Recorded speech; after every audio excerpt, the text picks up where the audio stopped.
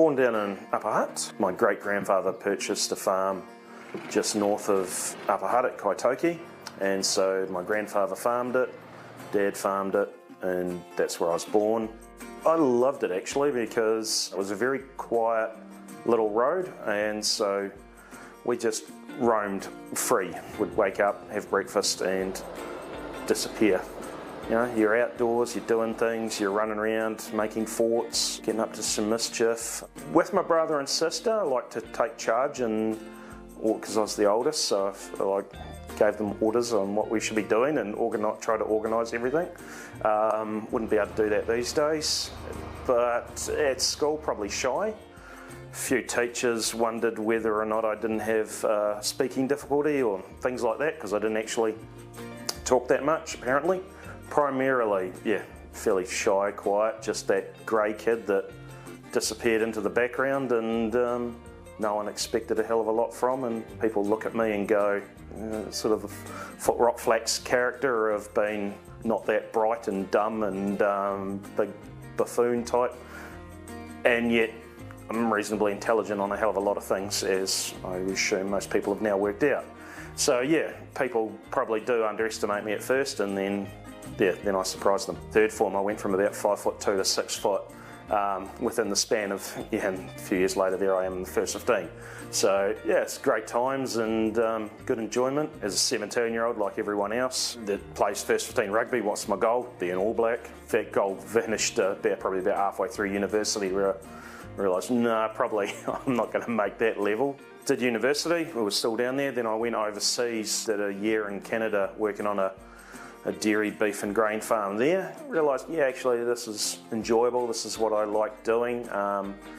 You know, I always struggle with sitting at a desk, typing out long reports and all the rest of it. Well, I have to overcome that now. Yeah, that was sort of where I wanted to head. My dad was always part of Federated Farmers, and he had been involved at a provincial level. A year after I moved up here, I got involved in Young Farmers. Someone else stepped down from their 3-year term, or the person, it was time for me to move up, and so just progressed all the way to the top job over 18 years. Years ago, it was great thinking time.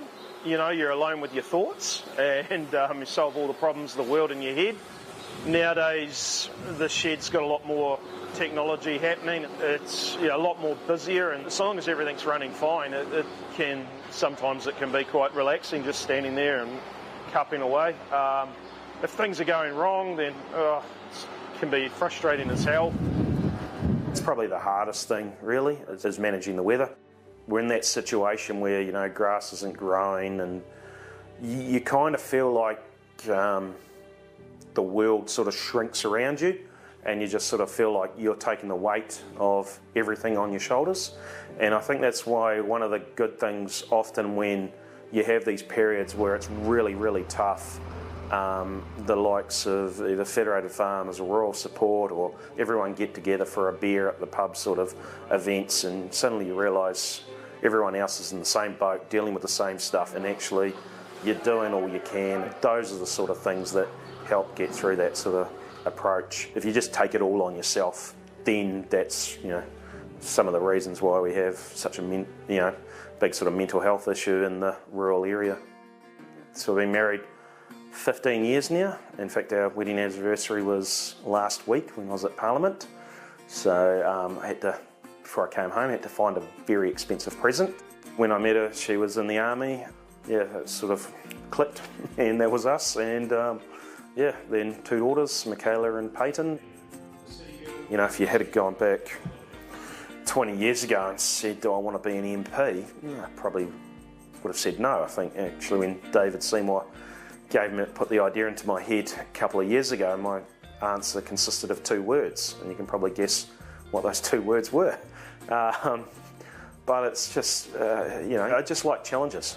You know, there's no sort of guru book or whatever that I would point to and say, well, this is these are my beliefs or anything like that. In fact, I don't really read any of those books anyway. Yeah, it's mainly Star Wars books I read, so if there's any guru, it'd be Yoda. And I guess that's part of the reason why I'm here now doing the politics thing because, you know, wasn't able to achieve the change I would have liked to have seen through feds, and so this is the pathway to try and get that change.